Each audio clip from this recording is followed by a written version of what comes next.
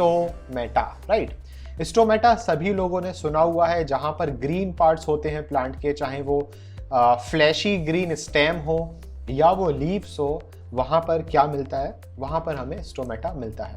तो ये जो आप ओवरऑल डायग्राम देख रहे हो बच्चों, बोर्ड में इस डायग्राम को जो हम टाइटल देते हैं इसको हम लिखते हैं स्टोमेटल अपैरेटस, ठीक है।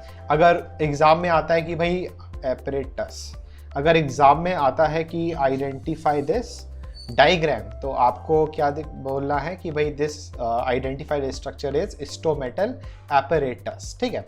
यहां पर क्या बोल रहे हैं भाई, leaf epidermis showing one stoma. अब समझना स्टोमेटा बहुत सारे होते हैं, है ना, और एक स्टोमेटा को हम क्या बोलते हैं, स्टोमा बोलते हैं, ठीक है। तो ओवरऑल ये जो आप स्ट्रक्चर देख रहे हो, अगर एग्जाम में इस तरीके का कोई स्ट्रक्चर आता है तो आपको जवाब देना है this is a stomatal apparatus. अगर गलती से आप स्टोमेटा लिख दोगे, गलती से बोल रहे हैं, अगर गलती से आप स्टोमेटा भी लिख दोगे तो वो भी ठीक माना जाएगा, ठीक है। बट कोशिश करना कि आप क्या लिखो, स्टोमेटल अपैरेटस। ये स्टोमेटल अपैरेटस काउंसिल जो बोर्ड है वो एक्सेप्ट करता है। इसके बाद इस डायग्राम को देखो ध्यान से, तो यहाँ पे सेंटर में आप देखोगे तो दो गार्ड सेल्स हैं, ठीक है। इनको हम क्या बोलते हैं बच्चे, गार्ड सेल। अब ये डायग्राम ऐसा तो है नहीं कि आप पहली बार अपनी जिंदगी में पहली बार ऐसा डायग्राम देख रहे हो, आप लोअर क्लासेस में ऑलरेडी देख चुके हो, तो कुछ भी नया नहीं है, बस जो समझाने वाले हैं वो चीजें कुछ नई हो जाएंगी। तो गार्ड सेल क्या होगा, ये किडनी शेप स्ट्रक्चर्स जो है इनको हमने क्या बोला, गार्ड सेल।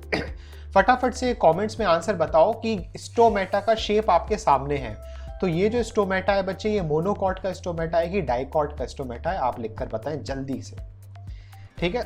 देव अग्निहोत्री का सबसे पहले मैसेज आया, डाइकॉट का है। क्यों? क्योंकि इसका जो शेप हमें बच्चे दिखाई दे रहा है, ये कैसा शेप दिखाई दे रहा है हमें, किडनी शेप या मिस्टर बीन शेप। कैसा शेप बच्चे, बीन शेप या किडनी शेप, राइट। अब इसको थोड़ा सा जूम करते हैं।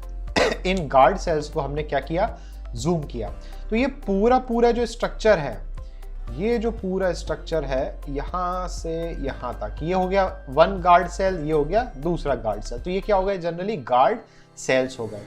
अब यहां पे अगर आप ध्यान से देखोगे, इसको रब कर देते हैं हम।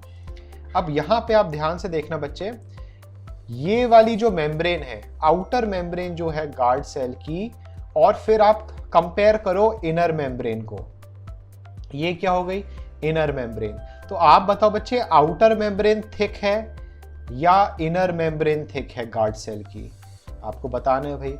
तो इनर वॉल आपको, इनर मेम्ब्रेन या इनर वॉल जिसको हम बोलते हैं, inner lining of the stomata, inner lining of the guard cell, वो क्या है बच्चे, थिक है, और आउटर जो है वो बहुत ही ज्यादा थिन होती है।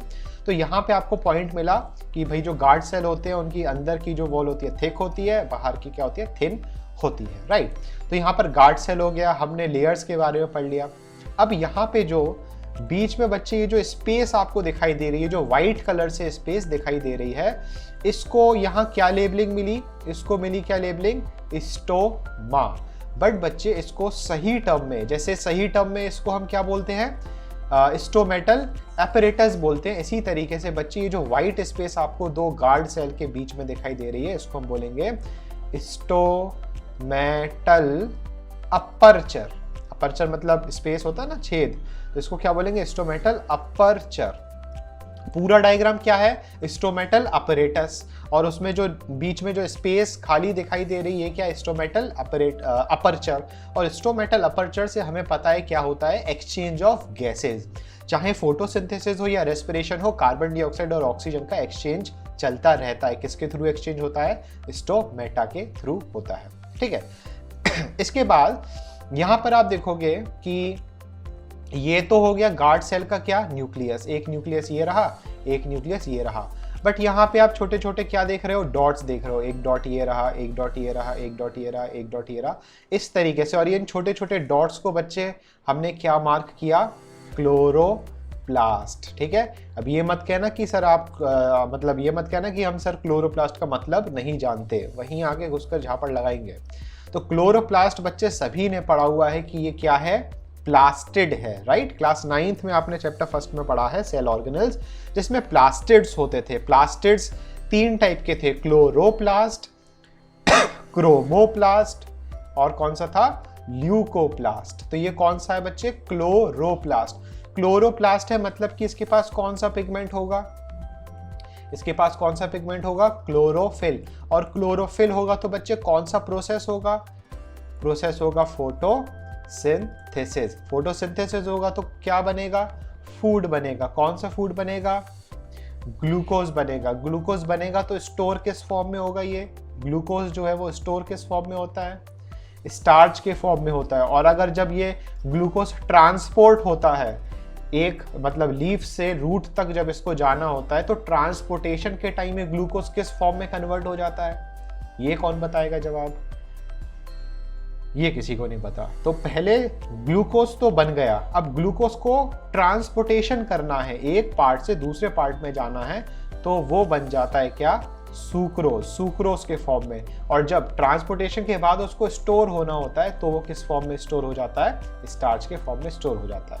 तो ये तो कहानी हो गई भाई सिंपल सी कि किस तरीके से ये जो क्लोरोप्लास्ट है वो काम करता है। ठीक है, अब क्लोरोप्लास्ट के पेरीफेरी पर या हम गार्ड सेल के पेरीफेरी पर देखोगे आप, तो ये कुछ सेल्स बने हुए हैं, है ना, इर्रेगुलर सेल्स बने हैं। स्ट्रक्चर थोड़ा छोटा कर लेते हैं। तो इस तरीके से बच्चे क्या बने हैं, इर्रेगुलर ये सेल्स बने हुए हैं कुछ इस तरीके से। और इन सेल्स को हमने क्या बोला, एपिडर्मल सेल्स। क्या बोलेंगे बच्चे, एपिडर्मल सेल्स। ये सेम टू सेम डायग्राम बच्चे बोर्ड में आता है, और बोर्ड में इसकी क्या आएगी, लेबलिंग आएगी। ठीक है, ये लेबलिंग्स बस जो यहाँ पे आपको बुक में दिखाई दे रही है, ये गायब कर दी जाएंगी और नंबर डल जाएगा 1 2 3 4 5 और क्या लिखा होगा, आइडेंटिफाई और label, identify and label the diagram. तो आइडेंटिफिकेशन में आपका आंसर क्या जाएगा, स्टोमेटल अपरेटस, और लेबलिंग में आप समझ ही गए कि किस तरीके से लेबलिंग करना है।